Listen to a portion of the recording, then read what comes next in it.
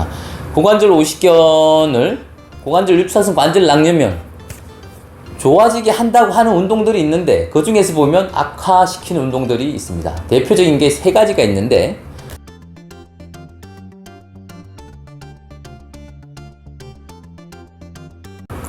안녕하세요. 부부한의사 산청김 김경태 원장입니다. 양반다리 한다고 앉을 때 보면 한쪽 다리는 잘 내려가는데 다른 한쪽 다리는 안 내려가면서 왜 안 되지? 그러면서 이 사타구니가 막 아프고 서해부가 아프고 엉덩이 좌고 앉는데도 아프고 이런 분들 꽤 있으시죠? 네. 오늘은 이 질환을 좀 해결하고 가겠습니다. 이 질환은 고관절 오십견 이렇게 표현합니다. 정상관절 유착성 관절 낭염, 어딘가 들어보셨죠? 네, 오십견이랑 같은 기전입니다. 어깨 오십견이랑. 어깨 오십견도 이 뼈에 윗팔이 연결되어 있는데 여기는 관절낭이 염증이 생기면서 유착이 되고 쪼그라들면서 어떻게 됩니까? 확 박히니까 팔 들기가 힘들고 만세도 힘들고 그렇게 되는 질환이지 않겠습니까?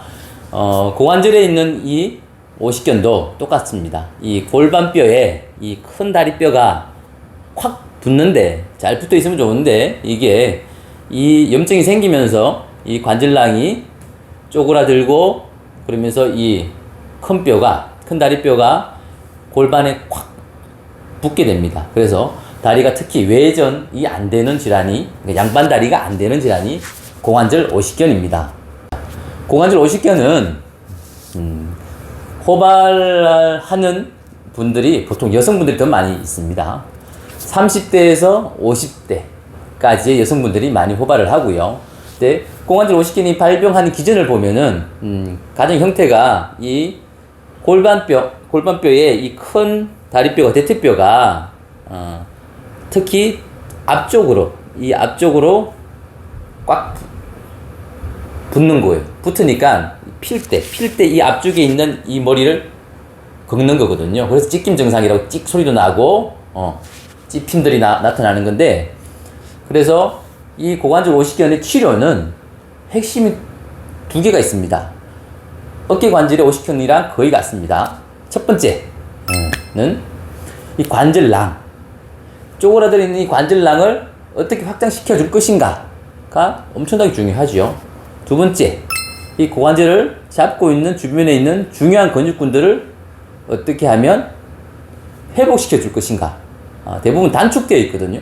근데 늘려주는 것만으로 해결되지 않고요. 근력까지, 힘까지 좀 넣어줘야 돼요. 그래서 저는 회복이라고 표현하는데, 회복시켜 줄 수 있을 것인가. 이 두 가지가 가장 중요한 포인트가 되겠습니다. 그러면 이 고관절 오십견이 어떻게 하면 생기는가. 그 다음에 이 고관절 오십견이 왔을 때 하면 안 되는 운동들이 있습니다. 거기에 대해서 먼저 설명 좀 드릴게요. 자, 고관절 오십견을 고관절 립사성 관절 낭염형 좋아지게 한다고 하는 운동들이 있는데 그 중에서 보면 악화시키는 운동들이 있습니다. 대표적인 게 세 가지가 있는데, 첫 번째가 우리가 나비 자세라고 하지요. 이렇게 하는 것들. 물론 고관절 오십견이 오신 분들은 이 자세가 사실 안 돼요. 안 되는데 좋다고 하니까 억지로라도 한다고요. 하면 분명히 더 나빠집니다. 그러니까 이 나비 자세는 하시면 안 됩니다. 그리고 두 번째가 또 스쿼트 자세랑 린지 자세, 엉덩이 하체랑 골반이랑 이쪽 운동을 강화시켜야 된다고 해서 스쿼트를 하신다고요. 이렇게. 그런데 이걸 하시면 또 더 나빠져요. 나빠지시니까 뒤에 하시더라도 이 고관절 오십견이 해결되고 나서 하시는 겁니다. 자, 세 번째, 개구리 자세 운동입니다. 이것도 고관절 오십견이 있는 분들은 안 됩니다. 안 되지만 또 하라고 하니까 하잖아요. 그럼 더 나빠지니까 이 자세 절대 안 하시는 게 좋습니다. 보여드릴게요. 개구리 자세는 양 무릎을 바깥으로 벌리는 거죠. 벌린 상태에서 이 상태에 팔을 짚고 이렇게 해서 버티는 거죠. 하나, 둘, 셋, 넷, 이렇게 다섯 버티고 왔다가 다시 이렇게 버티는 건데, 사실 고관절 오십견이 없을 때도 사실 무리가 좀 옵니다. 그러니까 이 자세는 사실 아까 1번부터 나비 자세, 스쿼트, 이 개구리 자세는 고관절 오십견이 없는 분들이 하는 게 좋은 겁니다. 고관절 오십견이 있는 분들은 하시면 악화되니까 하지 마십시오. 고관절 오십견은 제일 많은 게 오래 앉아있는 자세가 나쁩니다. 의자에 우리가 사무직이다 보면 오래 앉아있잖아요. 그렇게 할 때 이 단축이 좀 많이 와요. 그리고 오래 서 있는 것도 그래요. 안 좋습니다. 뭔가 좀 과하다라고 하는 것들은 관절들에 좀 무리가 옵니다.